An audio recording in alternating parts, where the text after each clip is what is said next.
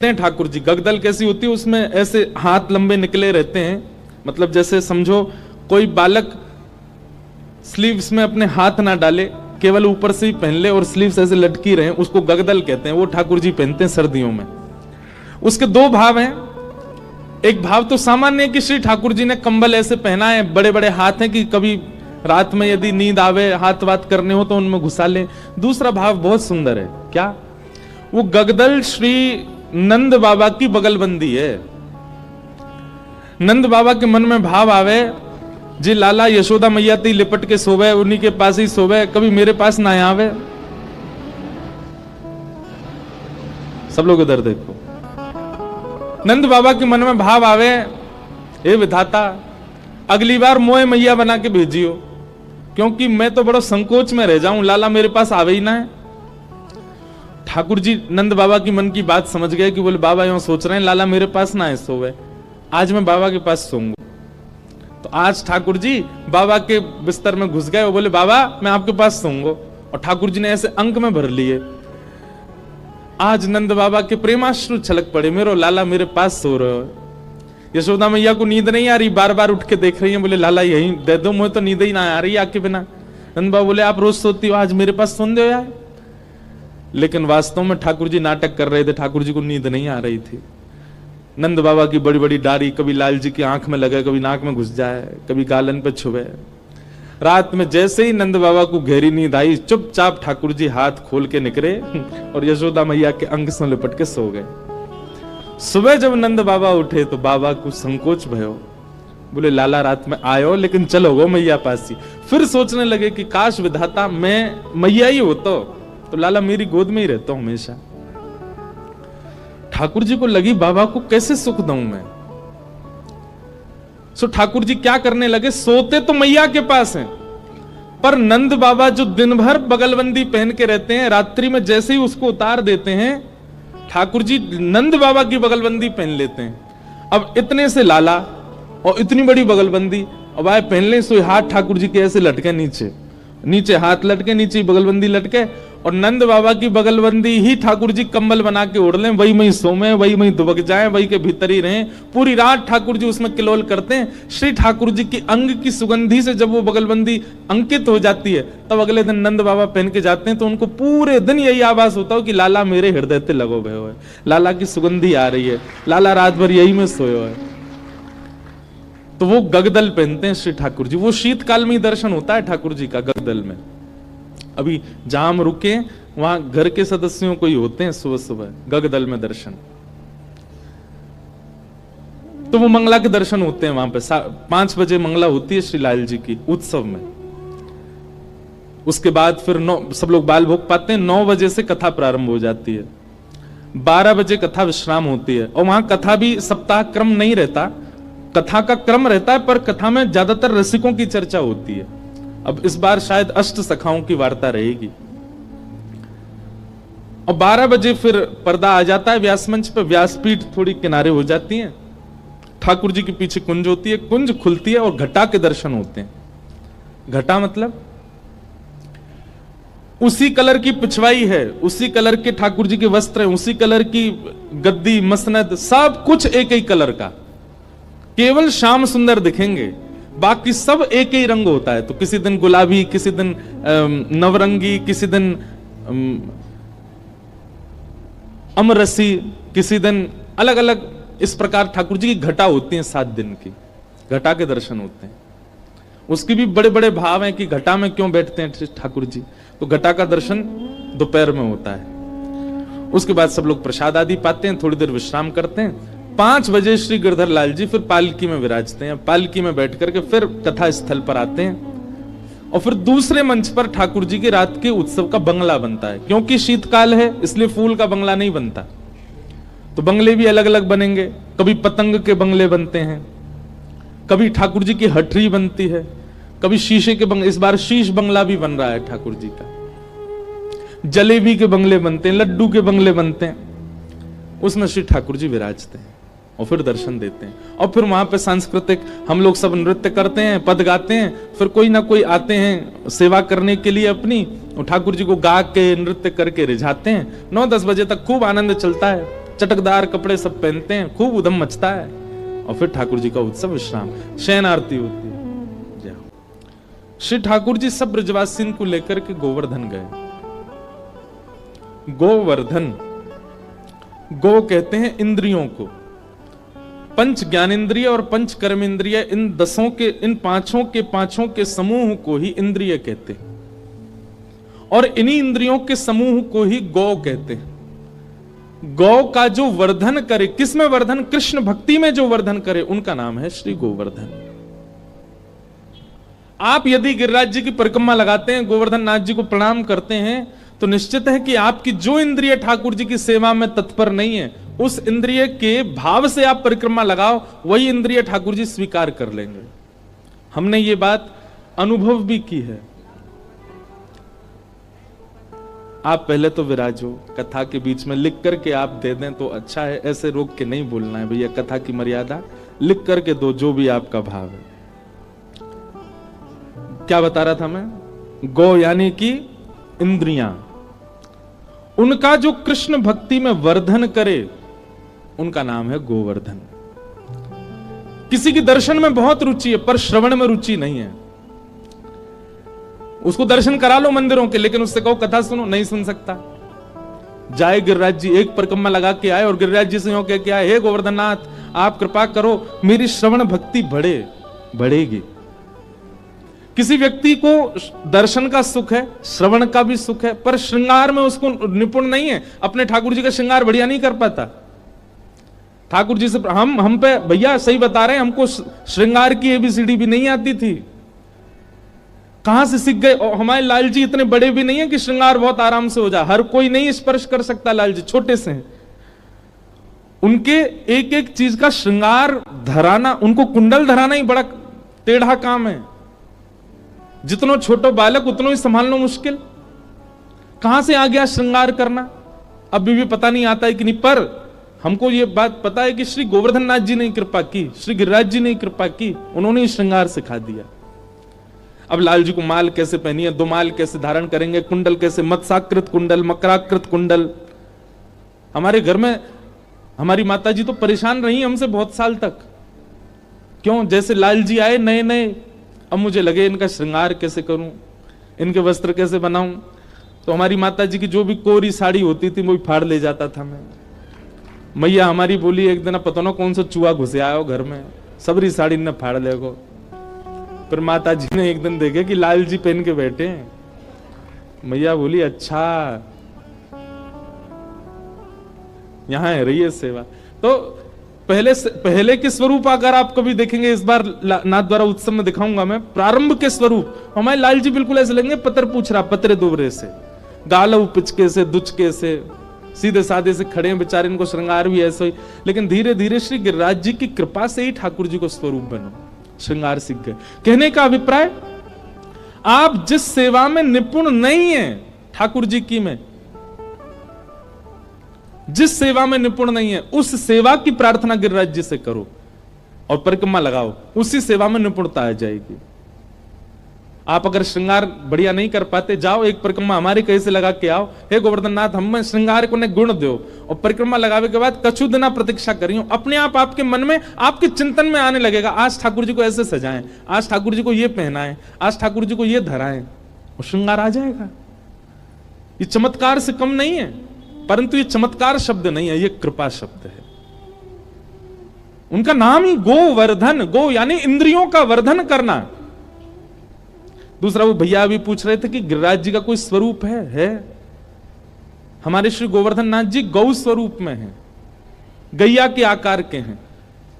आप सब में से कितने लोग गिरिराज जी गए? हाथ ऊपर करो। सब गए हो लगभग। जतिपुरा गए हैं? जतिपुरा, पूंछरी गए हैं? ये सब रास्ता में पड़ते हैं गिरिराज जी की परिक्रमा में। पूंछरी क्या है? पूंछरी श्री गिरिराज जी रूपी गौ की पूंछ है, वहां वो पूंछ है, वहीं पर श्री पूंछरी के लौटा श्री हनुमान जी विराज रहे हैं। जतिपुरा जो है, ये जतिपुरा क्या है? दो भाव कहे जाएं, यहां ठाकुर जी को छठी उत्सव भी भयो, और दूसरी बात गौ रूपी जो गिरिराज हैं, तो आपने गैया का एक चित्र देखा होगा कि गैया खड़ी है और बछड़ा वहां को दूध पी रहा है और गैया अपना मुंह घुमा करके वह बछड़ा को चाट रही है। जब आप उस चित्र को देखते होंगे तो वहां देखेंगे कि गैया को मुख और बछड़ा को मुख बीच में आ जाए, मतलब गैया के पूरे अंग के। इस प्रकार श्री गिरिराज जी का जो स्वरूप है वो वही स्वरूप है। बछड़ा दूध पी रहा है और गैया अपना मुंह पीछे करके वह बछड़ा को चाट रही है। वही आकृति श्री गिरिराज जी की है, संपूर्ण गिरिराज जी।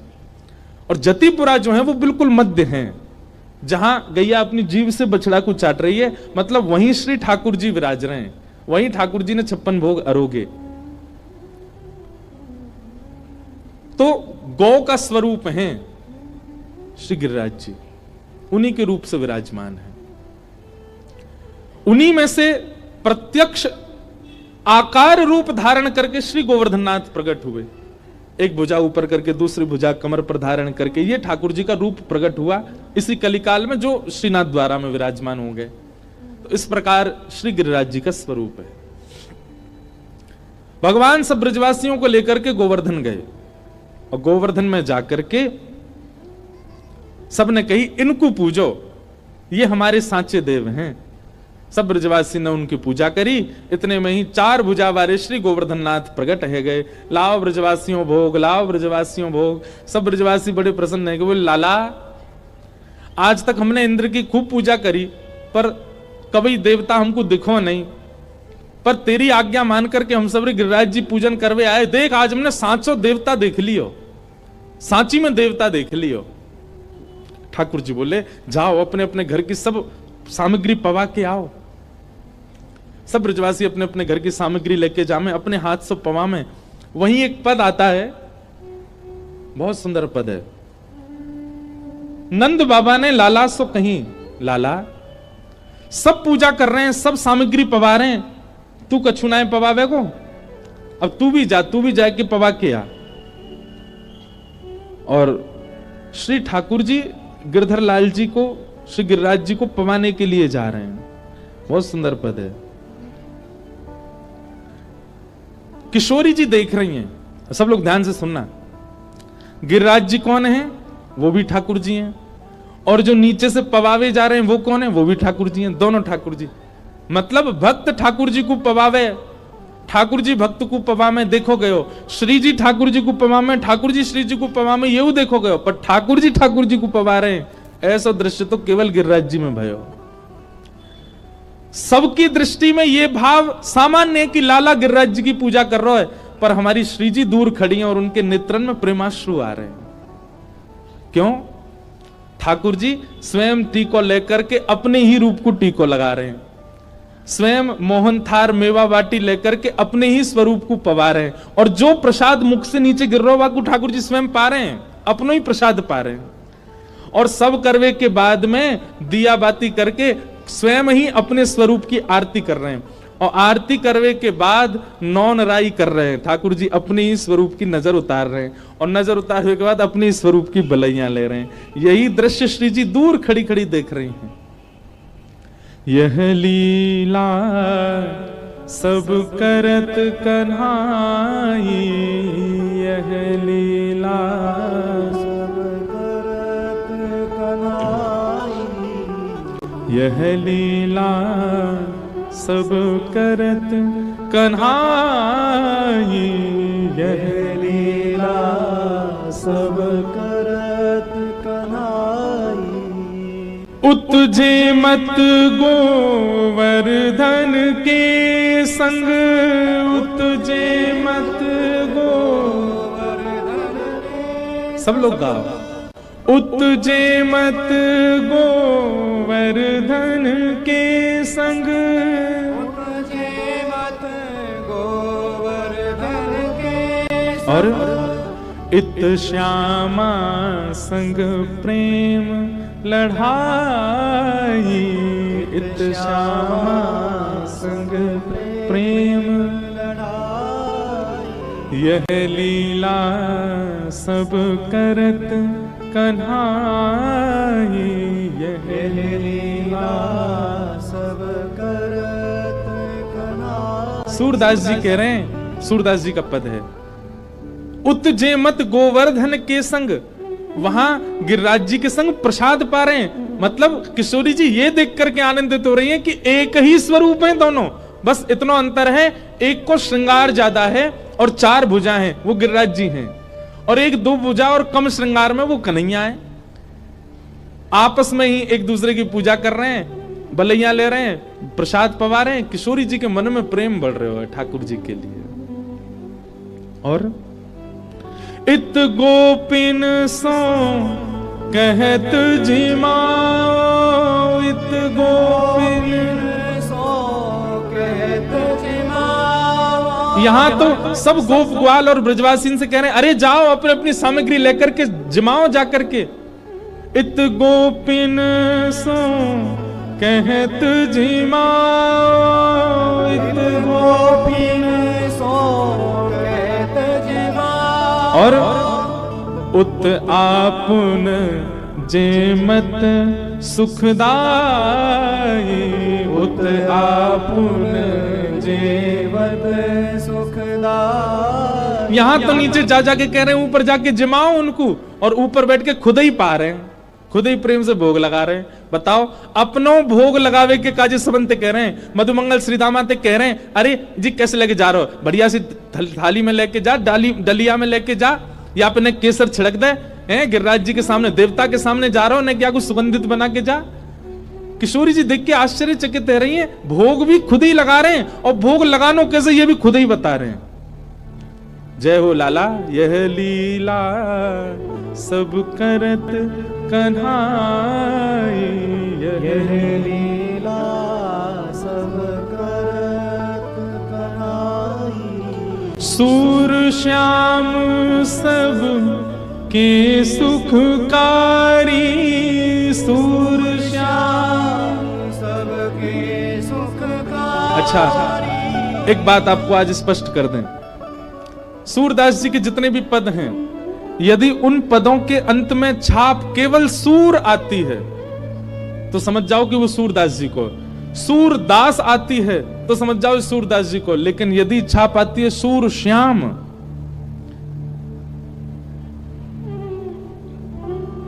सूरदास जी का प्रण था 1.25 लाख पद लिखने का, लेकिन 1 लाख पद होते ही सूरदास जी भगवत धाम प्रस्थान कर गए। तो सूरदास जी के बचे हुए 25,000 पद जो थे वो स्वयं ठाकुर जी ने लिखे। इसलिए जहां भी सूर श्याम छाप दिखे समझ जाइए ठाकुर जी को पद है। सूरदास जी के नाम से ठाकुर जी लिख रहे हैं सूर श्याम। तो कभी कोई पद आप सुनो वहां में सूरदास या फिर केवल सूर शब्द आ जाए तो समझ जाइए ये सूरदास जी ने लिखो है।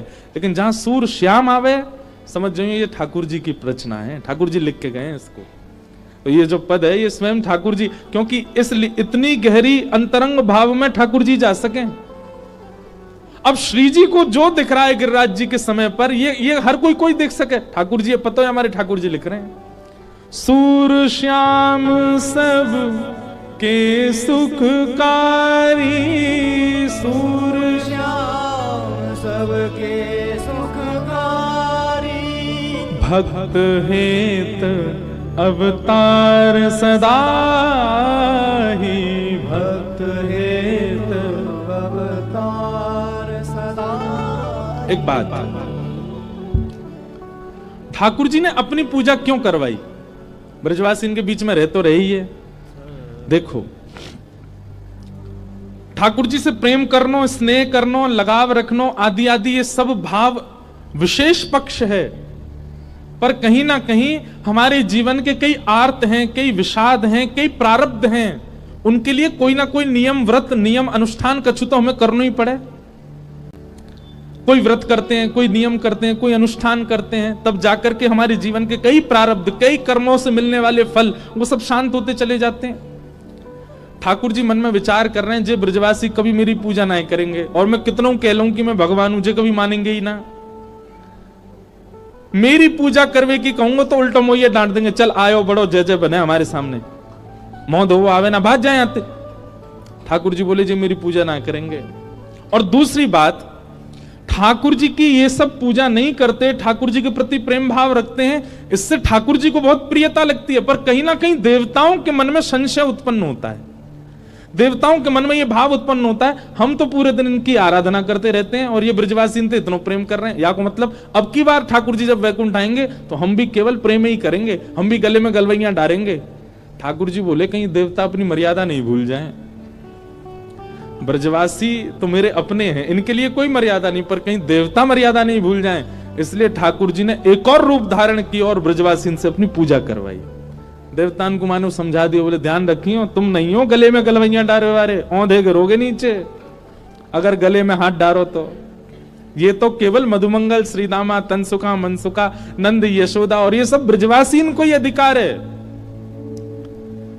तो किसी रूप में ये मेरी पूजा कर लें ताकि देवताओं को भी दिख जाए कि नहीं ये भी वंदन कर रहे हैं, इसलिए ठाकुर जी ने गोवर्धन रूप धारण किया। आज सब ब्रजवासी, अच्छा एक और बात, यशोदा मैया ते लाल जी हो कहेंगे मैया मेरे पाम छू ले, नंद बाबा ते कहेंगे मैया मुझे प्रणाम कर ले, बाबा मुझे प्रणाम कर ले, कभी नहीं। कहीं कहीं ऐसे संबंध भी हैं ठाकुर जी के कि कईयों से तो ठाकुर जी कह देते हैं कि मैं भगवान हूं मुझे प्रणाम कर, पर कईयों से तुम्हारे संकोच के नहीं बोलते, इनसे कैसे कहूं। तो इन सब से एक बार प्रणाम है जाए ताकि जितने भी नक्षत्र हैं, ताकि जितने भी देवता हैं, ताकि जितने भी आदि आदि गणजन हैं जो पीड़ा देते हैं, जो सुख देते हैं, जो संसार के नियमों का पालन करवाते हैं, उन सबको एक संकेत पहुंच जाएगा कि नहीं इन ब्रजवासियों ने पूजा भी करी है, अनुष्ठान भी किया है, प्रणाम भी किया है। इसलिए ठाकुर जी ने एक रूप धारण किया और सबसे अपनी पूजा करवाई। आज नंद बाबा से लेकर के मनसुखा तक सबने प्रणाम किया ठाकुर जी को। इसलिए बड़ी बड़ी बृहद है गोवर्धन लीला, हम तो कथा में बहुत जल्दी जल्दी सुना देते हैं। एक पद और है, वो पद ही कम से कम 20 मिनट का पद है, पूरा गाएं तो उस पद में एक एक बात है, चावल कैसे बनाए हैं, कढ़ी कैसी बनाई है, दाल कैसी बनाई है, कहाँ चीज कहाँ पधरानी है। श्री ठाकुर जी के सबसे आगे मीठी वस्तु रखी है, वाके बाद सकरी भोग रखो है, फिर नमकीन सामग्री रखी है, बीच में पहाड़ बन गए चावल को, ऐसे ऐसे कई भाव हैं। ठाकुर जी ने गिरिराज जी की पूजा करवाई। मधुमंगल श्रीदामा गए, बोले लाला एक बात बता।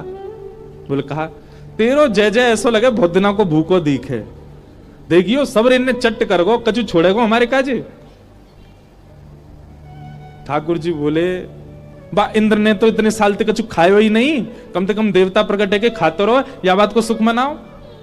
हाँ लाला बात तो सही है तेरी, पर हम तो यूं कह रहे या को पेट है, कुआ है, समुद्र कहा है, खा तो ही जा रहा है, या पेट ही ना भर रहा या को। ठाकुर जी बोले खान देना तो कहा बुरा लग रहा, इतनी सामग्री आई है। इतने में श्रीदाम फिर बोले लाला ने सुनियो। ठाकुर जी बोले हाँ बोल। बोले तेरो नेक और अधिक श्रृंगार अगर कर दियो जाए और तेरे दो नकली भुजा और लगा दी जाए तो लाला तू ही जय जैसो लगेगो। देखिए दोनों उनको चेहरा बिल्कुल एक जैसो ही है रे मधुमंगल, ए मनसुका तनसुका, बताइए देख लगे ना है लाला बिल्कुल गिरिराज बाबा जैसो ही। बोला हाँ लाला ऐसे ही गोल मटोल तेरो चेहरा, ऐसे ही गिरिराज बाबा है, ऐसे ही कटाक्ष से तेरे नेत्र हैं, ऐसे ही बाकी नेत्र हैं। और जब हंसे काए तो दोनों एक से ही लगे, और नाको तुम दोनों उनकी एक सी है। ठाकुर जी बोले ये नैका देर में तो पूरी मैचिंग ही कर देंगे। ठाकुर जी बोले ए बाबड़ो तुम नहीं जानो, मैं अपनी गैया चरावे यहीं आऊं गिरिराज पर्वत पे, तो जा गैया को दूध मैं पीऊं ना, भाई गैया को दूध ये गिरिराज बाबा पीवे, एक ही गैया को दूध पीवे या हमारो चेहरा मिल लो है। श्री दामा बोलो जे कौन सी बात है लाला, हैं एक ही गैया को दूध पीवे तो चेहरा कैसे मिल जाए। ठाकुर जी बोले तेने और तेरी बहन ने अपनी मैया को दूध पियो कि ना पियो। बोले हाँ, दोनों उनको चेहरा मिले कि ना मिले। श्री दामा बोला हाँ लाला बात तो सही है तेरी, कभी कभी सब कहें कि श्रीदामा तू अपनी बहन जैसा ही लगे। ठाकुर जी बोले अब बात मत बनावे, पूजा चल रही है पूजा कर ले। श्रीदामा फिर त्या बोले लाला एक बात और सुन लो। बोले ना मैं ना सुन लो। अरे एक नेक सुन तो ले। ठाकुर जी बोले अब कहा सोच के आयो।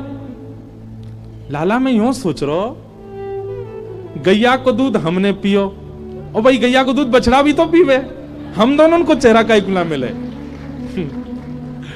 ठाकुर जी बोले बात मत बनावे, चल बैठ जाए यहीं पे, चुपचाप गिरिराज बाबा बैठे हैं ना। लाला उत्तर तो देना पड़ेगा आज, नहीं तो कल तो को बतानी पड़ेगी ये बात। सबकी बात सुन लेते हैं ठाकुर जी और फिर एकांत में प्रेमाश्रु भराते हैं ठाकुर जी के नेत्रों में। कितने भोले हैं ये, कितने सीधे हैं ये सब ब्रजवासी, इसलिए मुझे अति प्रिय हैं। इसलिए मुझे प्राणों से ज्यादा प्रिय है। सब नाच रहे थे, गा रहे थे, उत्सव मना रहे थे, उछल उछल करके गिरिराज बाबा के सामने नृत्य कर रहे हैं सब। तभी गड़गड़ गड़गड़ करके काले मेघ बादलों ने आकर के पूरे ब्रजमंडल को घेर लिया। आनंद के इस खीर में मानो जैसे किसी ने नमक भोर दिया हो।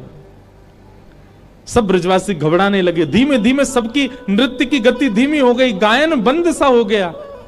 सब ब्रजवासी बोले, अरे जी काले बादल काहे को आ रहे हैं, जी दिन में भोर में अंधेरों काहे को हेरो है। तभी एक बुजुर्ग बोलो, अरे मैंने तो पहले ही मनाई करी, बा इंद्र की पूजा बंद मत करो। ए छोटे से लाला की बात में आके तुम सबने गिरिराज पूज दियो, अब देखो इंद्र वर्षा करेगो, हम सब मरेंगे, कोई नहीं बचेगा हम में थे। माताएं अपने बालकों को गोद में उठाने लगी, सब इधर उधर भागने लगे और देखते ही देखते मूसलाधार वर्षा प्रारंभ हुई। ठाकुर जी इंद्र की ओर टेढ़ी नजर करके देख रहे हैं। बोले तो हम बाद में बताएंगे, पहले ये सब व्यवस्था देखें। ठाकुर जी सबको रोक रहे, अरे भैया गिरिराज जी के शरण में आए, उनसे प्रणाम करो, प्रार्थना करो, वे सबकी रक्षा करेंगे।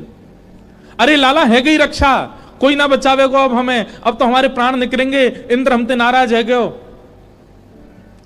अच्छा सामान्य सी बारिश नहीं हो रही है, भागवत जी में वर्णन है सांबर तक मेघमालाएं बरस रही हैं, मतलब जो वर्षा प्रलय के समय पर होनी चाहिए, एक एक बूंद हाथी के पैर के समान गिर रही है आकाश से।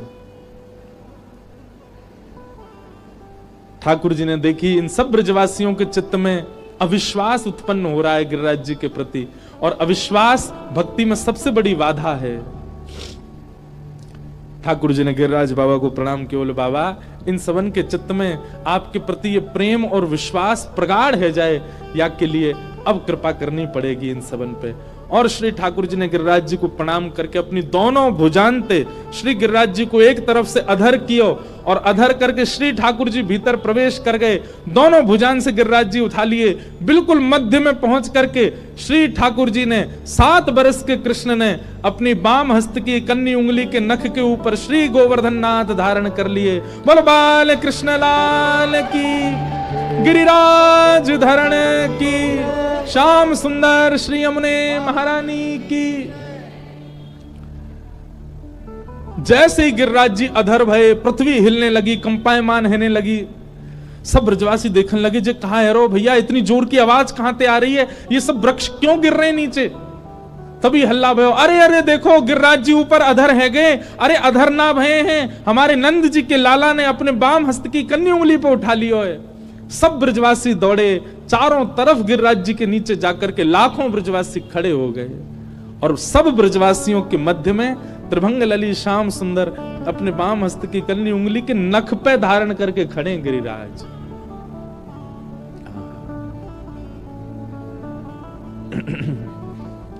गिरिराज जी धारण कर लिए।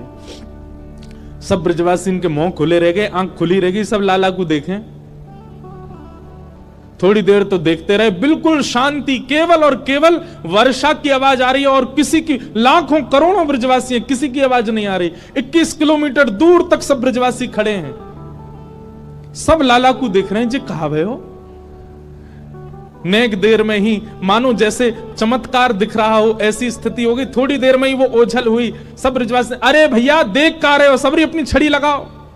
और सबन ने अपनी छड़ी ले करके गिरिराज जी के नीचे लगाई ली।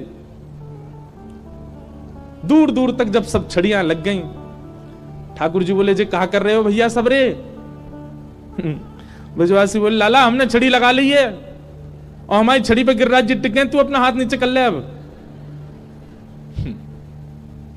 ठाकुर जी बोले, 21 किलोमीटर चौड़े हैं गिरिराज जी, और जब ठाकुर जी ने गिरिराज जी उठाए थे तब गिरिराज जी का शिखर भी 7 कोस का ही था, मतलब आकाश तक जाता था शिखर।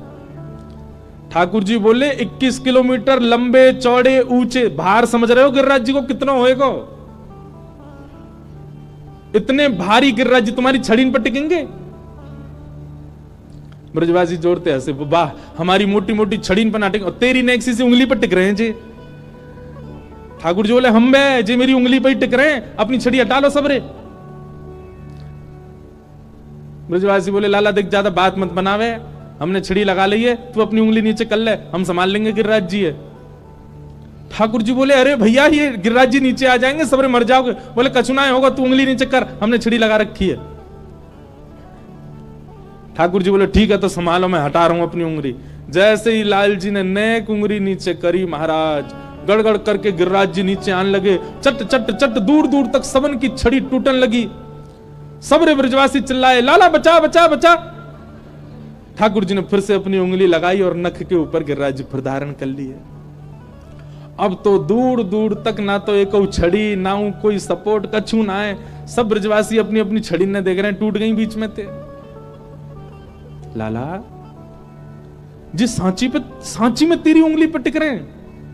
ठाकुर जी बोले और नहीं तो का, मेरी उंगली पे टिक रहे हैं। लाला इतने बड़े गिरिराज जी ने कैसे उठा लिए?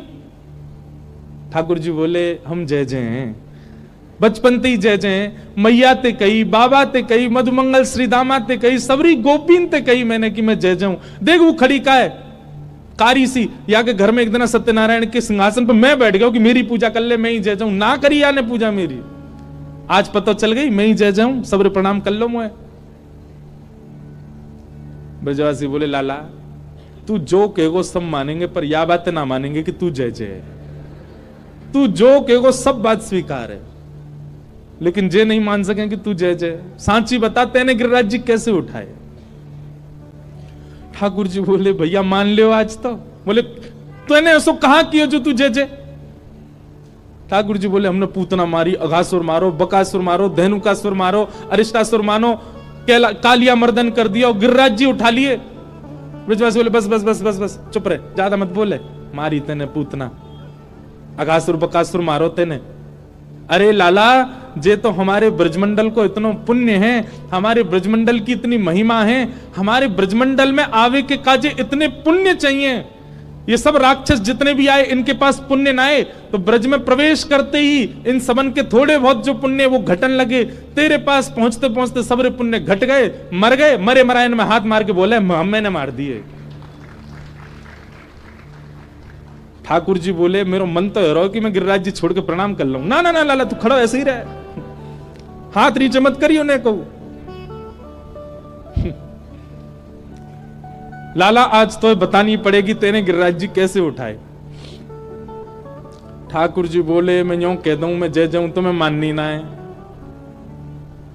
अब मैं कहां बताऊं तुम्हें कैसे उठाए। वो ना लाला तेने कोई टोटका सीखो, तू गैया चरावे जावे, कोई बाबा ने तो टोटका सिखा दियो, बातें तेने पर्वत उठाओ, जल्दी बता, हमें बता फिर हम उठाए करेंगे। ठाकुर जी बोले वाले ब्रजवासी इनके बीच में कह रहे हैं कछु माखन को बल बढ़ो, कछु गोपन करी सहाय, श्री राधे जू की कृपा सो मैंने गिरवर लियो ठाय। कछु माखन को बल बढ़ो। अरे भैया सांची पूछो तो आप सब ब्रजवासीन की कृपा से ही मैंने गिरिराज जी उठाए हैं। लाला ने हमें बता दे हमारी कृपा हम पे कैसे होएगी, तो पे तो है गई। अरे मैंने तुम सब ब्रजवासीन के घर ते चुराए चुराए के माखन खायो, वह माखन ते मुंह में बल आयो, मैंने गिरिराज जी उठा लिए। हाँ लाला जी बात तो तेरी साची है, तेने खूब मक्खन चुरा खायो भैया, वही ते बल आयो। और तेने कही कछु गोपन करी सहाय, हम गोप ग्वालन ने कहा सहायता करी। अरे जब मैंने गिरिराज बाबा से प्रार्थना करी कि ने हल्के है जाओ, मैंने जैसे ही गिरिराज जी अपनी इकन्नी उंगली पर उठाए तो गिरिराज जी भारी हैं लगे, लेकिन तुम सबन ने मेरी इकन्नी उंगली की ओर टकटकी लगाए करके जब देखी तो तुम सबन के तन में से शक्ति निकल करके आंखनते मेरी या उंगली में आ गई, और तुम सबन की शक्ति मेरी उंगली में आ गई, लाखों ब्रजवासीन की शक्ति एक उंगली में आ गई और मैंने गिरिराज जी उठा लिए। ब्रजवासी बोले ओ तो जे बात है। ठाकुर जी बोले हम बे तभी तो हम कहें गिरिराज परिक्रमा में हाँप क्यों रहे, हमारी शक्ति कहां जा रही है। अब पता तो चली हमारी कमजोरी को कारण कहा है, लाला हमारी शक्ति चुरा ले गो है। ठाकुर जी बोले हम बे तुम सबन की शक्ति आ गई है मेरी उंगली में। अरे भैया सबरे ब्रजवासियों अपने अपने 56 भोग की डलिया खोल लो और पानो शुरू करो। बोले ज्यों हम पामेंगे हम में शक्ति बनेगी, और फिर हम अपनी आंखन ते लाला को देख लेंगे तो हमारी शक्ति लाला में चली जाएगी। ठाकुर जी के नेत्र सजल हो रहे हैं। जय हो इन ब्रजवासीन की, जय हो इन भोरे भारे प्राणीन की, जो इतने सरल हैं, इतने सहज हैं कि मेरी नेक सी बातन के बहकावे में आकर के यूं मानने कि इनकी शक्ति तो मैंने गिरिराज जी उठाए। और श्री राधे जू की कृपा सो मैंने गिरिवर लियो उठाए। श्री किशोरी जी की कृपा से मैंने गिरिराज जी धारण किए। कैसे? सन्मुख किशोरी जी खड़ी हैं। ठाकुर जी ने जब गिरिराज जी उठाए तो एक बात मैं कहो करूं, जयदेव महाप्रभु कह रहे हैं, अभिनव जलधार सुंदर धृत मंदर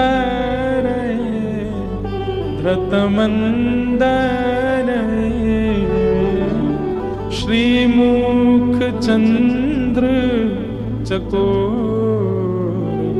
जय जय देव हरे। जयदेव महाप्रभु कहते हैं, बोले नाथ एक प्रश्न है मेरे मन में। ठाकुर जी बोले पूछो। आपने 7 दिन 7 रात्रि तक गिरिराज जी उठाए। बोले जी। क्यों उठाए? ठाकुर जी बोले 7 दिन तक वर्षा हो रही थी इसलिए। 7 दिन बाद जब इंद्र को पता चल गया कि हम परब्रह्म हैं, उसने वर्षा बंद कर दी, हमने गिरिराज जी नीचे धर दिए। जयदेव महाप्रभु बोले मुझे यही प्रश्न है, क्या इंद्र को आपकी सत्ता पता नहीं चली? 7 दिन लग गए उसको पता करने में कि आप परमात्मा हो।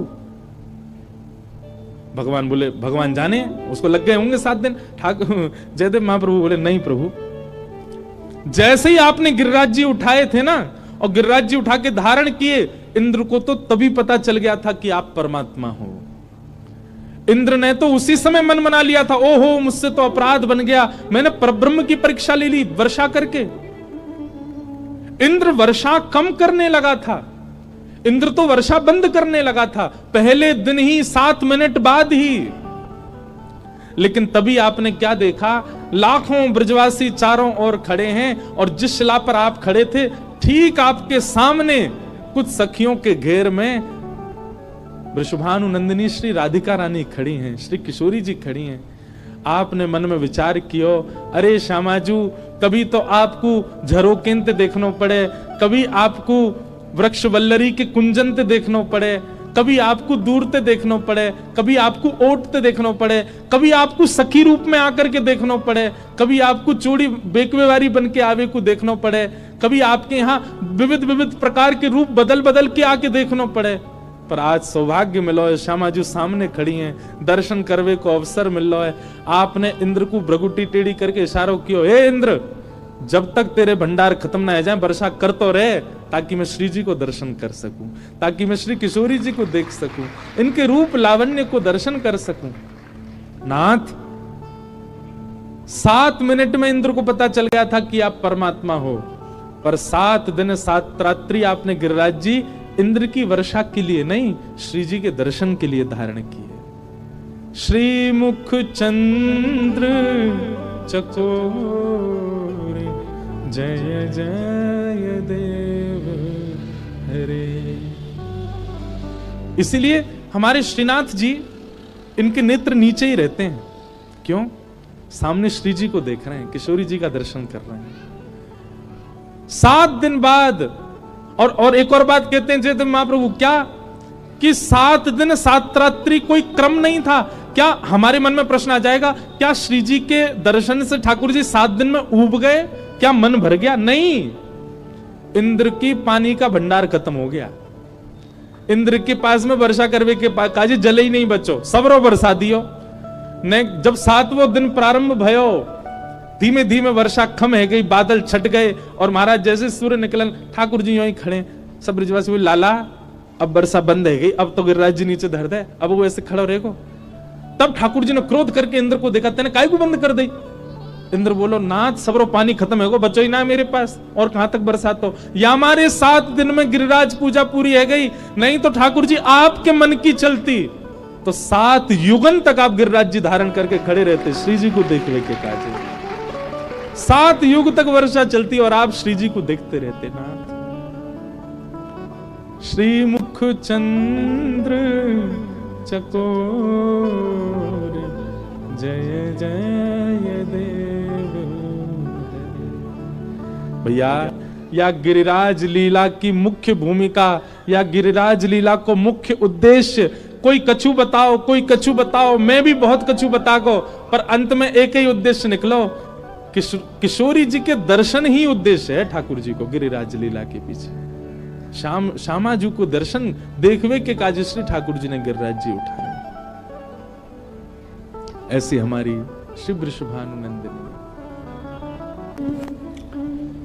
इंद्र का अपराध छोटा नहीं है, पर भगवान ने क्षमा किया। आज हमारे वृंदावन से श्री शिवम साधक जी आए हैं, भागवत के बड़े अच्छे वक्ता हैं, आपको भी बारंबार प्रणाम। देखो कैसी ऐसा स्वभाव सबका नहीं होता। सबके मन में एक प्रकार से एक बात हम कहते हैं, बुरा नहीं मानना, संत जन रसिक जन विद्वत जनों की बात अलग है, पर कई लोगों के मन में ऐसी भावना होती, कथा में आए तो उनको चाहिए कि हम मंच पे ही बैठे, मंच पे जाएं, व्यास जी को माला पहना, पर नहीं, आपसे खूब स्नेह हमारा, पर आके आप चुपचाप बैठ गए कब कब में। यही एक श्रोता का नियम होता है कि आके विराज जाओ, कथा में कोई विक्षेप ना हो। यहां तो माताएं बीच में उठ के चली जाती हैं, आ भी जाती हैं। कई माताएं वो तो हमको दिखा दिखा के पानी और पीती कथा में, ले तुम नहीं पी सकते, हम पी रहे हैं। फोन पे नीचे ऐसे बात कर लेंगे, आ तो रहे हैं, 5:30 बज गए, अब आ रहे हैं। क्यों? कथा आप लोग समझते नहीं, बहुत मर्यादा है। हम लोग नारद पद्धति की कथा सुनते हैं, इसलिए कीर्तन होता है, इसलिए भजन होता है, नृत्य होता है, पर इसके अलावा कुछ नहीं होना चाहिए। आपको कथा में मौन व्रत धारण करके बैठना चाहिए निश्चित। हम कथा में आने से पहले भी मौन रहते हैं, कथा से जाने के बाद भी मौन रहते हैं। एक आसन में बैठते हैं, पैर भी सीधे उल्टे सीधे कुछ नहीं करते, कमर भी सीधी करके बैठे रहते हैं, एक घूंट पानी नहीं पीते, और कथा में आने से 1.5 घंटा पहले पानी छोड़ देते हैं। ये सारे नियम वक्ता को ही क्यों पालन, श्रोताओं को भी सीखना चाहिए। महाराज जी के स्वभाव को हम प्रणाम करते हैं। आप आते हैं कथा में, ऐसी भाव से आते हैं, आके आप विराज जाते हैं, कथा श्रवण करते हैं। यही एक वक्ता का स्वरूप होता है, एक श्रोता का स्वरूप होता है। इंद्र की गलती छोटी नहीं है, पर भगवान ने उसको क्षमा कर दिया। तो कहीं ना कहीं अंदरूनी भाव से आप इसका अर्थ यही लगा सकते हो, क्योंकि इंद्र की करनी से सब ब्रजवासी ठाकुर जी के पास आ गए। 7 दिन आगे काजे सबरे बिल्कुल घेर के खड़े हैं ठाकुर जी को, और जिस कारण से प्रियजन समीप आए वो कारण बुरा थोड़ी लगता है। जिस कारण से प्रेमी पास आ जाए वो कारण बुरा क्यों, इसलिए भगवान ने इंद्र को क्षमा कर दिया। आगे गैयाओं ने भगवान का नामकरण किया, ठाकुर जी का नाम गोविंद पड़ा। ये गोविंद नाम गायों ने रखा है ठाकुर जी का। गायन से ब्रज छायो वैकुंठ बिसरायो। हमारे अष्ट सखाओं में एक सखा हुए, उनका नाम था चीत स्वामी। क्या नाम था? चीत स्वामी। उनका ये पद है। वे कहते हैं ठाकुर जी ने पूरी ब्रज लीला केवल गायों के लिए की है, किसी और के लिए नहीं की, केवल गायों के लिए। गायन के हेत गिरी कर ले उठायो, आगे गाय पाछे गाय, इत गाय उत गाय, गोविंद को गायन में बसी वो ही भावे। ठाकुर जी को गैया बहुत प्रिय है, चारों तरफ गैया और बीच में लाल जी। अब वेणु गीत तो हम सुन नहीं पाए, देखो 3 घंटा उसमें भी हम विलंब हो जाता मंच पे आने में, 5:30 बजे तो लोग जाने लगते, लेकिन कथा के क्रम इतने सुंदर हैं। अभी गोवर्धन लीला ही चल रही है, हमने वेणु गीत नहीं सुना कल। वेणु गीत में एक रूप का वर्णन किया गया ठाकुर जी के, ठाकुर जी क्या करते हैं, गैया चराने जाते हैं। तो जब गैया चर रही होती हैं, सोचिए ठाकुर जी कदम्ब के वृक्ष के नीचे बैठे बैठे देखते रहते हैं, मैं क्या करूं। अब उस समय फोन तो थे नहीं कि ठाकुर जी ने चला ले, क्या करें, मन कैसे लगे। न एक देर वंशी बजा ली, फिर थक गए, उबासी लेने लगे, अब क्या करें। ग्वाल बाल कभी कभी संगाते हैं तो खेल लेते हैं ठाकुर जी। काउ दिन ठाकुर जी अकेले जाते हैं गैया चराने, अब क्या करें। सुश्री ठाकुर जी एक लीला करते हैं। क्या लीला करते हैं, वन में जाते हैं और वन में जाकर के सुंदर सुंदर पत्र लेकर के उनके वनमाल श्रृंगार ठाकुर जी अपने आप बनाते हैं। सिर पे से पगड़ी उतार देंगे और अपने केशन को ऊपर करके और अपने सिर के बिल्कुल माथे के ऊपर एक बढ़िया सुंदर पत्तान की या फिर बेल की ऐसे गोल गोल घुमा लेंगे लड़ को। सिर पे मुकुट काय को पहन लियो, पत्तान को मुकुट, यहां पर अपने बाजूबंद भी पत्तान के पहन लेंगे, अपने हाथन में बाजूबंद भी पत्ता के पहन लेंगे। ऐसे इस प्रकार वनमाला धारण करते हैं ठाकुर जी। वन के सारे पत्र घास फूस आदि इन सबको अपने ऊपर लगा लेते हैं, मन लगा रहे हैं अपना। और फिर क्या करें, गैयान को वापस नंद भवन ले जावे के लिए ठाकुर जी श्रृंगी बजाते हैं और उसकी ध्वनि सुन के गैया जहां कहीं भी होती हैं दौड़ के ठाकुर जी के पास आ जाती हैं। आज ठाकुर जी ने श्रृंगी बहुत जल्दी बजा दी। गैया सब कान उठा के सोचने लगी, बोले लाला इतनी जल्दी बुला रहे हो, नंद भवन शायद आज कहीं जानो हो, कोई हमारे बुला रहे हैं। सब गैया जाके देखने लगी, तभी कहा देखो एक सघन कुंज है और सघन कुंज में वनमाली बनकर के ठाकुर जी खड़े हैं, सुंदर सुंदर घास फूस पत्ता पुष्प आदि अपने श्री अंग पे लगा रखे हैं। गैया समझ गई, बोले ओहो आज अकेले आए हैं ना, तो हम गैयान के संग रास करवे को मने लाला को, हमको रास के काजे बुला रहे हैं। तो सब गैया अपनी पूंछ उठा करके दौड़ती हैं ठाकुर जी के पास और ठाकुर जी के पास जाकर के ठाकुर जी को नीचे लिटा देती हैं। अब जहां जहां पत्ता घास आदि लगे वहां गैया अपनी जीभ निकाल करके ठाकुर जी के पत्तान को खींच रही है, घास को निकाल रही है। अब जैसे ही गैया अपनी जीभ लगावे सो ठाकुर जी को जोर से गुदगुदी होवे, कभी ठाकुर जी यहां भागे कभी वहां भागे। गैया पकड़ पकड़ करके लाल जी को नीचे गिर दे और फिर चाटन लगे। सर्वांगीण श्री अंग पे गौ के मुख से निकरवे वाले जो अमृत है वासे ठाकुर जी स्नान कर लें अपनो और ठाकुर जी को मन लग जाए, पूरा दिन ऐसे निकल जाए और गैयान को हृदय से लगा करके ठाकुर जी खूब स्नेह करें। ऐसा सुख गैयान को प्रदान करें श्री ठाकुर जी। आज गैयान ने ठाकुर जी को नाम दियो गोविंद। गो माने गाय और विंद माने रक्षक, और गो माने मानव की इंद्रियां और इन इंद्रियों के भी जो रक्षक वो गोविंद। बंधुओं एक बात लोग अधिकतर पूछते हैं, बहुत ध्यान से सुनिएगा, नाम जप कब करना चाहिए, गुरु मंत्र कब करना चाहिए, आदि आदि मंत्रों का उच्चारण कैसे करना चाहिए। इसके देखो सबके अपने अपने भाव है, हम अपना एक भाव बता रहे हैं। गुरु मंत्र और कोई भी वैदिक मंत्र ये आपको आसन पर बैठ करके शुद्ध अवस्था में ही करना चाहिए, लेकिन ठाकुर जी का नाम वो आप चलते फिरते उठते बैठते कभी भी गा सकते हो।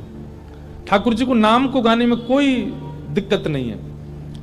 लेकिन हमारी एक बात मानिएगा, अधिकतर लोग क्या करते हैं, सुबह सुबह नाम जप कर लेते हैं, फिर पूरे दिन दुनिया में घूमते रहते हैं। वास्तव में नाम जप कब करो, जब आपको लग रहा हो कि आपकी इंद्रिय विचलित हो रही है, तब नाम जप करो। जैसे लगे कि नेत्र आपके किसी के रूप के प्रति आकृष्ट होकर के उसी के पीछे भाग रहे हैं, ओहो ये पाप है, जानते तो समय कि ये पाप है, उसी समय नेत्रों को बंद करो और नेत्रों के लिए नाम जप करो। श्री कृष्ण गोविंद हरे मुरारे, श्री कृष्ण गोविंद हरे मुरारे, श्री राधा श्री राधा श्री राधा। आपकी इंद्रियों को संभालने के लिए, सुधारने के लिए आप ठाकुर जी का नाम गाओ। जीभ बहुत मचल रही है, नहीं मानती, कभी कुछ सेवन की इच्छा, कभी कुछ पाने की इच्छा, कभी अभक्ष वस्तुओं के प्रति भी भागती है। जब जब जीव में वह इच्छा प्रकट हो, गोविंद गोविंद गोविंद गोविंद गोविंद गोविंद, उसी जिह्वा से गोविंद नाम गाने लग जाओ। आप याद करेंगे उस समय, आप 5 मिनट बैठ करके बस नाम जप कर लीजिए। जैसे ही आपकी इंद्रिय विचलित होती है, 5 मिनट नाम जप करो, 5 मिनट बाद आपकी इंद्रिय की वो इच्छा मर जाएगी, खत्म हो जाएगी, वो नहीं होगी फिर प्रकट। जो लोग भी अपनी बुरी आदतें नहीं छोड़ पा रहे हैं, ध्यान से सुनिएगा, पहले तो मन में ये संकल्प लीजिए कि मुझे आदत छोड़नी है, और जब जब उसकी क्रेविंग हो, जब जब उसके प्रति आकर्षण बढ़े, तब तब नाम संकीर्तन करो, तब तब नाम जप करो। जिस इंद्रिय, अरे कहां तक कहें, काम, क्रोध, लोभ, मोह, द्वेष, ईर्ष्या, किसी को देख के ईर्ष्या भी यदि हो रही है ना, तो भी नाम जप करो। किसी पर क्रोध आ रहा है तो भी नाम जप करो। काम प्रकट हो रहा है, नाम जप करने लग जाओ। नाम जप तब करो। अरे भाई, दवाई तब ली जाती है ना जब बीमारी आवे। नाम औषधि है। खांसी हो रही है तभी तो औषधि लोगे, बिना खांसी के औषधि लो। बिना खांसी के रसायन लिया जाता है कि मुझे खांसी ना हो, उसके लिए काढ़ा पीते रहो, उसके लिए सुंदर सुंदर औषधि, तुलसी आदि पाते रहो। हम एक गोली लेते हैं कि कथा में हमारा मुंह ना सूखे, वो भी गले के लिए होती है। तो ऐसे रसायन लेते रहने पड़ते हैं ताकि हमें दिक्कत ना हो। रसायन भी भगवान का नाम है, लेकिन जब रोग लग जाए तब तो बड़ी औषधि लेनी चाहिए। मतलब नाम जब सामान्य रूप से करते रहो, लेकिन जब लगे कि इंद्रियां रोग युक्त हो रही हैं, तब तो विशिष्ट नाम जप करो। आपकी वो इंद्रिय उस रोग से बच जाएगी। तो गोविंद, गो माने इंद्रियां, और इंद्रियों की जो रक्षा करता है उनका नाम है गोविंद। सुन तो सब लेते हैं लेकिन करता कोई नहीं है। लेकिन जो कर ले, इतने हजार लोग बैठे हैं, इनमें से 2-4 भी अगर इसका पालन कर लें, कितना बदलाव हो जाए। जब कभी भी लगे कि हमें क्रोध बढ़ रहा है, जब कभी भी लगे हमारी इंद्रिय विचलित हो रही है, महाराज कथा से निकल के गए, बीच में गोलगप्पे की दुकान दिखी, जीभ में आगो पानी, तुरंत आपने कई गाड़ी रोको, खाना है नहीं, गोविंद गोविंद गोविंद गोविंद गोविंद गोविंद। घर पे करेले की सब्जी बनी है, वो खानी है। नहीं जाएगी जीभ उस तरफ आपकी, ठाकुर जी उसको तुरंत अपने वश में कर लेंगे। हम ब्रजवासी इनसे ज्यादा चटोरो कोई नहीं है। हम अपनी आप बीती बता रहे हैं आपको। ये नाम की वजह से ही हम अपनी जीभ को अपने वश में कर पाते हैं। ये नहीं खाना, ये नहीं खाना, इतना ही खाना है, यही देखना है, ऐसा। तो नाम जप करो। कब करो? जब इंद्रिय विचलित दिखाई दे तब करो।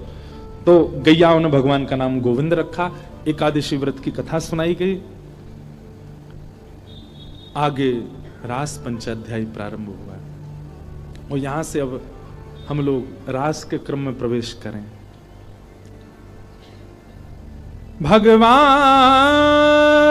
पिता रात्रि शरदोत्फुल्ल मल्लिका विक्षरन्तु मनश्चक्रे योग माया उपाश्रित। बहुत ध्यान से सुनिएगा। आप लोग अभी 5 तो बज गए, पर हमको आज बोलने दो, ठीक है? आज उठ के नहीं जाना, और जो जिसको जाना है वो अभी पीछे चले जाओ, आगे वाले मत जाना। रास पंचाध्याय। हम सब वैष्णव हैं, जितने भी यहां बैठे हैं, सब भक्त हैं लगभग। कथा में बैठे हैं, ऑब्वियस सी बात है, सब भक्त हैं। सब लोग इधर देखो। भक्ति का गंतव्य क्या है? भक्ति की डेस्टिनेशन क्या है? हमारा पथ, ये भक्ति पथ है, व्यासपीठ का नाम। इस पथ का गंतव्य क्या है? कहां तक चलते रहना है? जब तक हम रास का अनुभव ना कर लें जीवन में। रास का अनुभव मतलब, रास का अनुभव मतलब ठाकुर जी आएंगे, 4 डांडिया लेके, 2 आपको देंगे, 2 खुद ले लेंगे, फिर नाचेंगे आपके संग। ये रास है? नहीं। रास का मतलब नृत्य नहीं है। रास का मतलब नाचना नहीं होता। रस और रास मैं हर कथा में बताता हूं। 2 बातें हैं, रस और रास। रस का मतलब क्या है? आप ठाकुर जी के लिए जो करते हैं वो सब रस है, पर ठाकुर जी जो आपके लिए करते हैं वो रास है, वही रास है। और रस में और रास में शब्द की दृष्टि से देखो तो केवल एक मात्रा का अंतर है, और वो मात्रा भी सीधी है, आ की मात्रा, मतलब वंशी। जिस दिन आपके रस में ठाकुर जी की वंशी, ठाकुर जी के स्वर, ठाकुर जी ने भाव पिरो दिए, उसी दिन आपका रस ही रास बन जाएगा। ज्यादा इसको कॉम्प्लिकेटेड नहीं करते। आप कथा सुनने आते हो, आप वृंदावन जाते हो, आप गिरिराज जी जाते हो, आप बरसाने जाते हो, आप नंदगांव जाते हो, ये सब रस है। पर ठाकुर जी आपके लिए यहां आ जाएं, ये रास है। और ये रास सबके साथ हुआ है। अच्छा एक बात बताओ, ठाकुर जी आपके घर आ जाएं तो आप क्या करोगे? सबसे पहले तो प्रेमाश्रुओं से आंख भर जाएंगे। दूसरी स्थिति क्या होगी? बेसुध के गिर जाओगे, बेहोश हो जाओगे।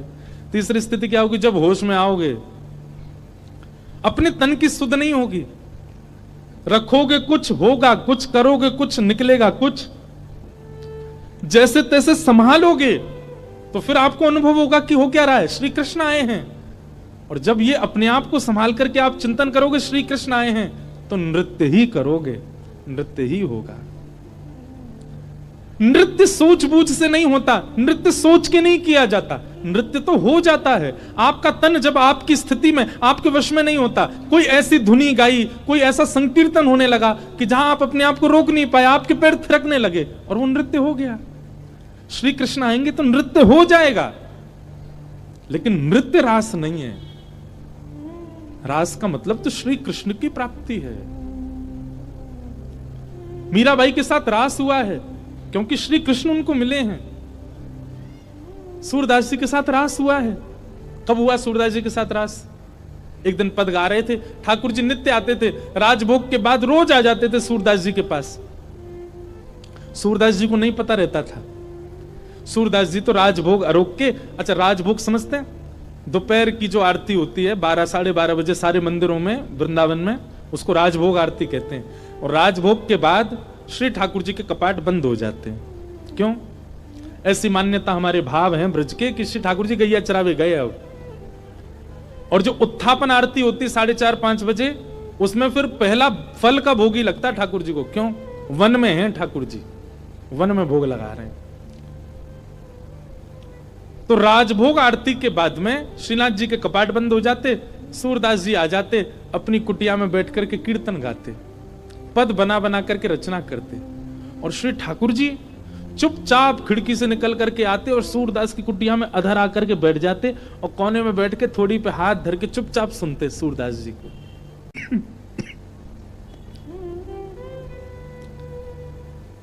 एक दिन ठाकुर जी जा रहे थे राजभोग आरती के बाद, इतने में श्री जी आ गई। कहां जा रहे हो?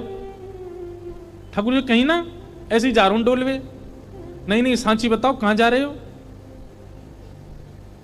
ठाकुर जी बोले कहीं ना, एक भक्त है वहां के पास जा रहा हूं। श्री जी बोली मैं चलूंगी फिर तो। ठाकुर जी बोले श्यामा जी आप रहने दो, आप यहीं बैठो, मैं ही अकेला हो आऊं। श्री जी बोली अगर मोए ना लेके गए तो मैं गुसाई जी से शिकायत कर दूंगी कि राजभोग के बाद तुम कहीं चले जाओ और गुसाई जी खोज करो जी कहां जा मैं। ठाकुर जी बोले श्री जी आपके चरणों में प्रणाम करूं, आप मेरे संग चल दो, पर गुसाई जी तो शिकायत मत करियो मेरी, लेकिन एक बात को वचन दो। मैं बोल कहा उत्थापन आरती तो पहले आमेंगे हम दोनों वापस, मां रुकवे की मत करियो बात। आप बड़ी भोरी हो, बड़ी सहज हो, और वैष्णव चाहे कितनो दीनहीन हो, कितनो भाववार हो, वहां पे कृपा करवे की मत सोच लियो। आपको तो मन है जाए यहाँ पे सब लुटाए दूं, सब दे दूं, ऐसे मत करियो। चुपचाप जानो, चुपचाप आनो है, और मैं इशारा कर दूं तुरंत उठ के आ जाइयो। श्री जी बोले हाँ मैं आ जाऊंगी। ठाकुर जी हाथ पकड़ के श्री जी को ले गए सूरदास जी की कुटिया में। सूरदास जी के नेत्र तो है नहीं, बैठे हैं। अधर ते किवाड़ खोली, ठाकुर जी धीमे धीमे भीतर घुसे, धीमे धीमे श्री जी को भी लियो और मैं कोने में बैठा दी। बोले बैठ जाओ, देखो सूरदास जी गा रहे हैं के सर तिलक मोतिन की माला, वृंदावन के वासी, नेह लगाए त्याग गए तृण शम, डार गए गल फांसी, अखियां हरि दर्शन की प्यासी, हरि दर्शन की प्यासी, अखियां हरि दर्शन की।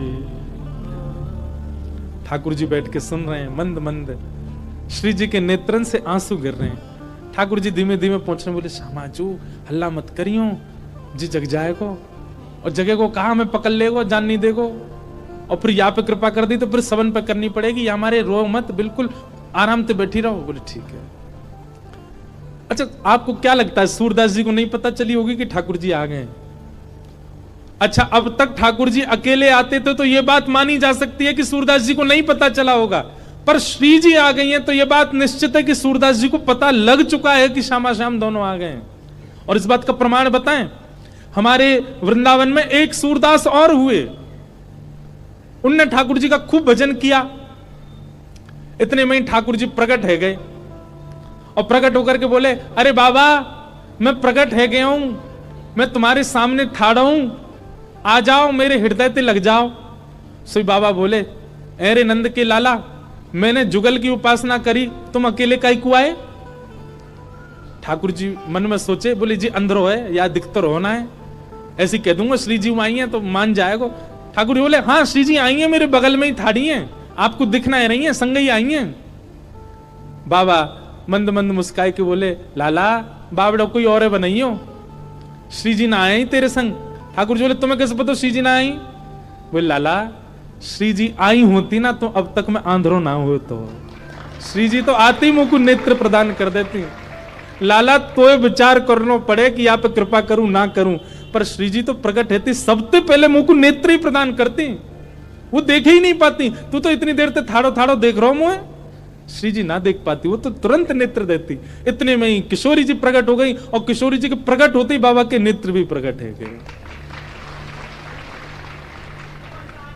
वारी की। ठाकुर जी बोले, जय हो श्री जी, आपकी सत्ता भी संतन ते पता चले मुझे। तो उस कथा से, वैसे इस कथा में ये बात लिखी नहीं है, पर अभी अभी मेरे मन में व्यास मंच में बैठे बैठे आई कि उस कथा से इस कथा को जोड़ें। अब तक ठाकुर जी अकेले आते थे सूरदास जी के पास, पर आज श्री जी आई हैं, तो क्या सूरदास जी को पता नहीं चला हुआ कि श्यामा श्याम आ गए हैं? निश्चित पता चल गया। इसीलिए आज एक विचित्र लीला हुई। क्या? गाते गाते सूरदास जी ने अपनी लाठी उठाई और उठ करके अपनी कुटिया से बाहर जाने लगे। श्री जी बोली, जी कहां जा रहे हो बाबा? अरे आंधरो बाबा, कहीं गिर नहीं जाए, हम यहाँ के संग चलें, कहीं गिरवे बारो होगा तो बचा लेंगे। ठाकुर जी बोले, मैंने पहले ही मना करिए, आप तुझे सब कृपा फिपा ना करनी कोई पे, और समय है गो उत्थापन को, मैं गुसाई जी मंदिर खोल देंगे, चलो जल्दी मंदिर में। श्री जी बोली, ना ना, बस ये जहां जा रहा हूं वहां तक याद छोड़, यहां में फिर चल देंगे मंदिर में। ठाकुर जी बोले, पहले ही मना कर रहा हूं, मत चलो मेरे संग। आ गई है जबरदस्ती, अब मां मंदिर में हम दोनों नहीं मिलेंगे तो श्री गुसाई जी बड़ी डांटेंगे। श्री जी पीछे पीछे चलन लगी। सूरदास जी जान गए कि श्री जी ठाकुर जी आए और आज इन पर कृपा करवाई लूं अपने ऊपर, इसलिए सूरदास जी भी जबरदस्ती आंधरो बनने के भाव से चल रहे हैं। चलते चलते सूरदास जी भी वहां गए जहां गहरो गड्ढा। सूरदास जी जैसे ही गड्ढा की ओर जाने लगे, श्री जी बोली, अरे देखो श्याम सुंदर जी गिर जाएगो बाबा, गड्ढा में गिर जाएगो, या के माथे में लग जाएगी, हाथ पांव में लग, या को पकड़ लो, रोक लो। ठाकुर जी बोले, श्री जी तो मेरी सौगंध पास मत जाइयो, या के जिनके नेत्र नाए हो मैं ना, इन सबन के पास छठवीं बुद्धि होवे, जे स्पर्श करके पहचान ले कौन है कौन नहीं है, और जाने एक बार हम दोनों उनको स्पर्श कर लियो, जो पहचान जाएगा कि हम कौन है। श्री जी बोली, तो पता लग नंदो कौन है, कहा चलो जाएगा। अरे ना है, एक पर कृपा कर दी तो घनेरे बैठे, सबन पकड़नी पड़ेगी। किशोरी जी बोली, ना ना जी गिर जाएगा। अब यहां तो किशोरी जी जा रही हैं बचावे, तब तक सूरदास जी कूद ही गए, और कूदते, अरे भैया, अरे कन्हैया, अरे लाला, अरे भैया कोई काम को सुनना हो तो न देखियो, अरे मैं आंधरो गिर गऊं कुआं में, अरे भैया मुझे यहां से बचाए लियो। श्री जी बोली, ठाकुर जी या तो इनको बाहर निकालो, नहीं तो मैं आपसे कट्टी आ जाऊंगी। ठाकुर जी बोले, श्यामा जी मैं यही माने ना लेके आऊं आपको संग में, नेक में पिघल जाए, नेक में दया आ जाए आपके चित्त में ना, या को निकाल दो, फिर कभी ना कहूंगी, या को बस बाहर निकाल के हम दोनों भाग जाएंगे यहां से। ठाकुर जी ने ऊपर से झांक के देखी, खूब गहरो। ठाकुर जी कैसे निकालूं? श्री जी बोली एक तरीका है ना, आप अपनी कारी कमरी निकालो, मैं अपनी चुनरी निकालूं, दोनों में गुर्र गांठ बांध दो और बाकू नीचे पधरा दो, बाबा तो कह रहे पकड़ ले, पकड़ के हम यहां बाहर निकाल लेंगे। ठाकुर जी बोले ठीक है लाओ। श्री जी ने अपनी चुनरी दी, ठाकुर जी ने कारी कमरी ते बांध के और नीचे वह गड्ढा में डाल दी, और ऊपर ते ठाकुर जी बोले बाबा। आहा, बाबा स्वर सुनते ही सूरदास जी के तो रोम रोम कंपित हो गया, आनंदित है गए, बोले ये तो इतना मीठो स्वर तो मेरे नंदन नंदन को ही है। हाँ भैया कौन है? अरे बाबा मैं यही गांव को छोड़ा हूं, मैं अभी आवाज सुनाई दी, बाबा मैंने अपनो पटका नीचे डाल दियो, पकड़ लियो, आ जाओ ऊपर को। सूरदास हाँ भैया कहां को? ऊपर जाइए पकड़ लो। सूरदास जी ने जैसे ही पकड़ी और पकड़ करके महाराज जैसे ही अपने मुख के पास लियो तो इत्र की सुगंधी, आज सुबह श्रृंगार दर्शन में गुसाई जी ने जो इत्र को फोआ दियो वही की सुगंधी और पटका की सुगंधी मिल रही है, मानो सूरदास जी को और पता चल गई ये तो श्याम सुंदर ही है। और श्री जी पहले ही मिल चुके हैं, या को मतलब ये है कि सूरदास जी को दिख तो रहो है, बस कृपा लीला कर रहे हैं श्याम सुंदर के संग। सूरदास जी ने पटका पकड़ो, यहां ठाकुर जी पटका खींच रहे हैं और ठाकुर जी को श्री जी खींच रही हैं, श्री जी ठाकुर जी को खींच रही हैं, ठाकुर जी पटका को खींच रहे हैं और पटका पकड़ के सूरदास ऊपर आ रहे हैं। कैसी कृपा सूरदास के ऊपर। सूरदास जी मन मन सोच रहे हैं, बोले आज ये कहीं निकल के नहीं भाग जाए मेरे हाथ से। और ठाकुर जी क्यों लग रही बाबा जैसे ही निकले हम भागे आते। सूरदास जी जैसे ही बाहर आए, बाहर आते सूरदास जी ने ऐसा नाटक किया जैसे उन्हें ठोकर लग गई, और ठोकर लगते जैसे ही गिरन लगे ठाकुर जी की ओर, ठाकुर जी तो किनारे है गए, श्री जी के चरणन में जाके गिरे सीधे और चरण पकड़ लिए कस के।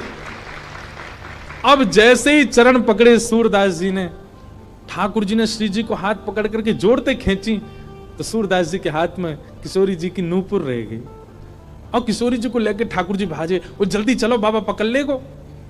सूरदास जी बोले अरे भैया कहां को चलो गो? अरे कौन सा रे भैया, कौन ने निकारो में? ठाकुर जी चिल्लाते जा रहे हैं बाबा मैया बुला रही फिर आऊंगो। थोड़ी दूर जाके श्री जी बोली ठाकुर जी मेरे एक नूपुर है, दूसरा नूपुर मिलना है रो। ठाकुर जी बोले दूसरा ले आऊंगो, अब चलो जल्दी। अरे ना है वो सामान्य नहीं है, इंद्र ने समर्पित कियो, वो कौन से हाथी के दांतन से बनो भयो नूपुर है, और मेरा बड़ा प्रिय नूपुर है, मुझको तो अभी चाहिए। ठाकुर जी बोले अब ढूंढवे कहां जाऊं बाकू, वहीं चलो बाबा के पास ही पड़ो होगो, बाबा ने मेरे पामन में गिर गो है सके तब खुल के गिर गो हो। ठाकुर जी लौट के आए, खूब कह दी श्री जी दूसरा दिलाए दूंगा, ना मुंह तो वही चाहिए। वास्तव में तो ये श्री जी और सूरदास जी की आपस की मिली भगत है। ठाकुर जी तो बीच में आनंद दिल ले रहे हैं, ठाकुर जी को तो बीच में परेशान किए जा रहा हो, आनंद तो श्री जी और सूरदास जी ले रहे हैं। ठाकुर जी कहे बाबा अरे भैया तू आगो। अरे मैं जो कह रहा हूं मेरी एक सखी आई संग में, बाको नूपुर यहीं गिर गो, आपने देखो। सूरदास जी अपने बगल में दबा के बैठे। सूरदास जी बोले ना है लाला मैंने तो ना है देखो। बाबा आपके हाथ में लगता रहो बगल में, जी तो है मेरी सखी को नूपुर। अच्छा जे? बोले हाँ ये। अरे जे तो मैं अभी अभी मिलो यहाँ पे। बाबा दे दो ना, भी मेरी सखी को नूपुर है।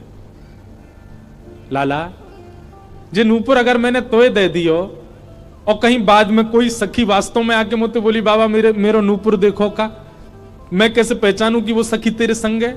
मेरे पास आंख तो है ना, मुझे दिख तो रोना है।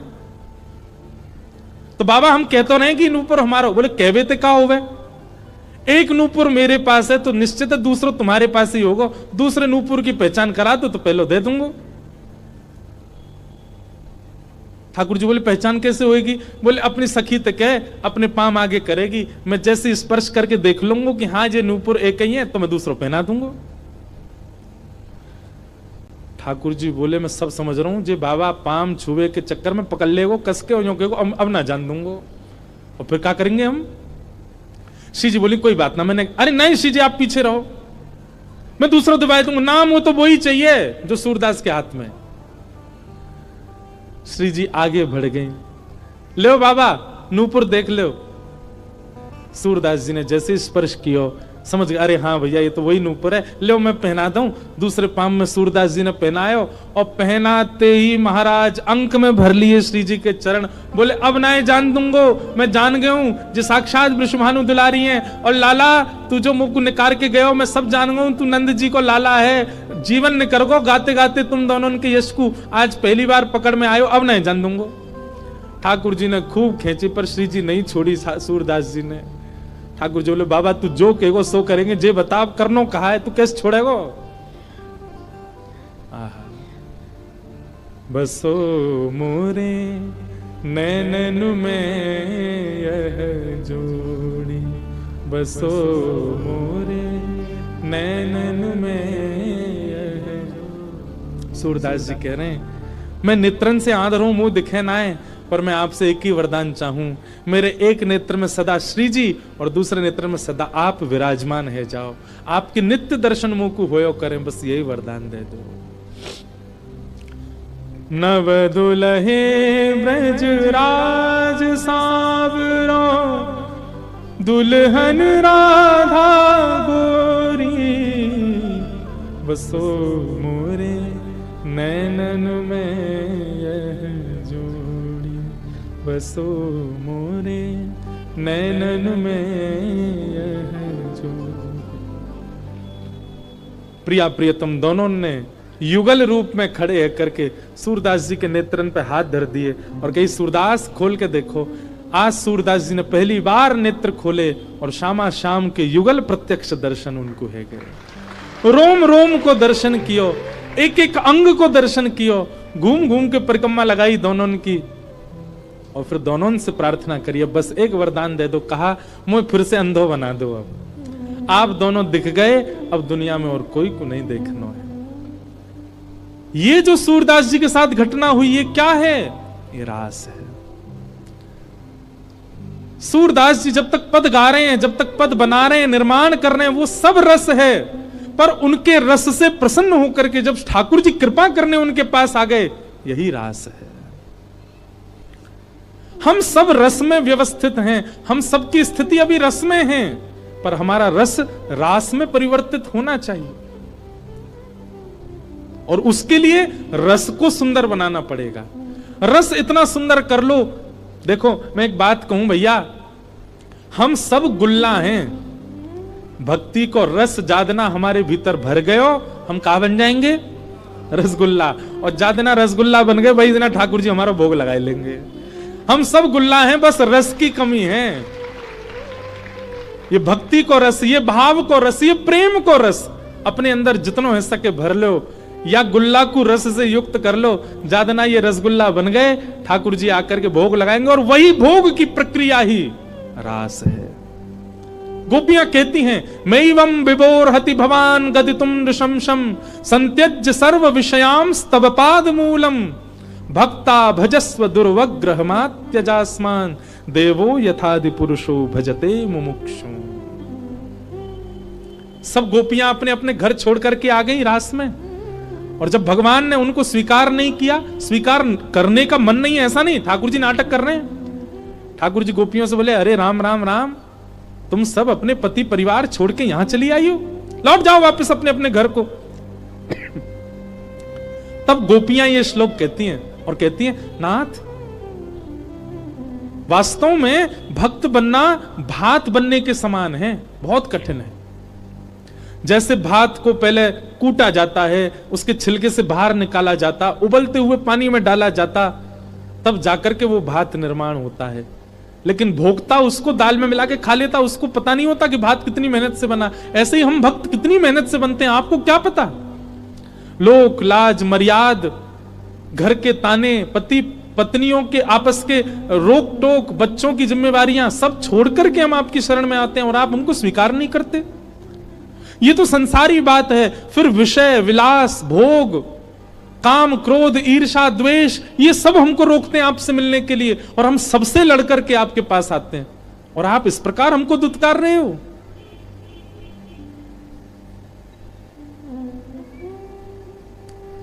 गोपियों की बात सुनकर के ठाकुर जी स्तब्ध हो गए।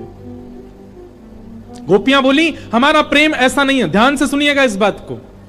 गोपियां कहती हैं हमारे प्रेम का मतलब यह नहीं कि श्री कृष्ण हमारा स्पर्श करें, हमारे प्रेम का यह मतलब नहीं कि श्री कृष्ण हमसे बात करें, हमारे प्रेम का यह मतलब नहीं कि श्री कृष्ण हमसे मिलें। हमारे प्रेम का केवल इतना औचित्य है, श्री कृष्ण एक बार कह दें कि हे गोपियों, तुम्हारा प्रेम मैंने स्वीकार कर लिया, मैं भी तुमसे उतना ही प्रेम करता हूं, बस इसके बाद जीवन निकल जाए, श्री कृष्ण हमें दिखें भी ना, हम इस बात पर ही पूरा जीवन निकाल देंगे कि श्री कृष्ण ने हमको स्वीकार कर लिया। मिलना हमारे लिए प्रेम नहीं, चर्चा हमारे लिए प्रेम नहीं, स्पर्श हमारे लिए प्रेम नहीं, स्वीकारीकरण हमारे लिए प्रेम है। आप केवल ये कह दो आपने हमें स्वीकार कर लिया, चली जाएंगी हम वापस, जीवन में कभी अपना मुख नहीं दिखाएंगी, पूरा जीवन व्यतीत कर देंगी आपकी याद में, आपके चिंतन में। मिलना हमारे लिए आवश्यक नहीं है। हमारा प्रेम सामान्य संसार जैसा प्रेम नहीं है ठाकुर जी, हम तो बस आपसे सुनना चाहती हैं कि आपने मुझे स्वीकार। एक बात कहूं बंधुओं, ये विषय जब बोलने लगा ना कथा में, इसके बाद एक अपनी इच्छा भी हुई।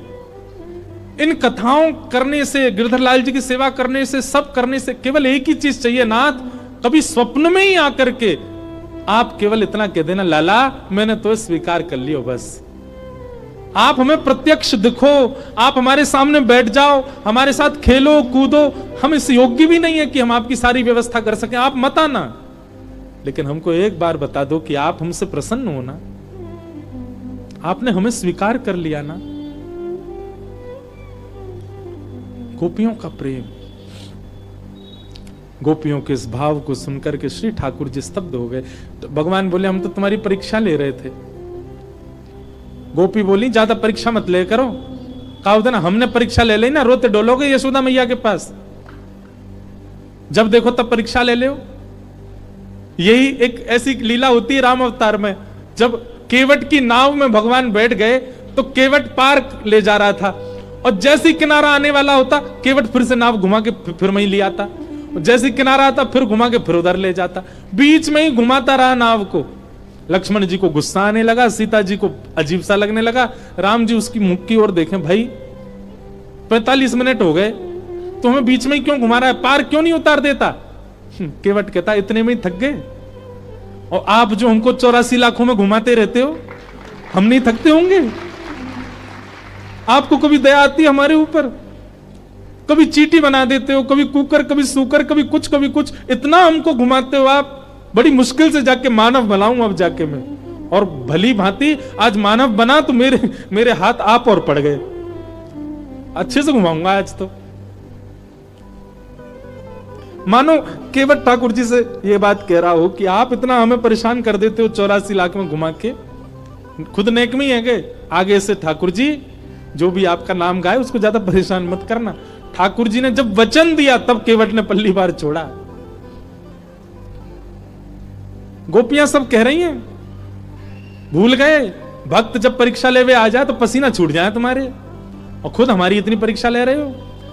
ठाकुर जी नीचे बैठ के बोले क्षमा कर दो, अब मत सुनाओ, आओ हम आप सबके संग अब रास विहार करेंगे।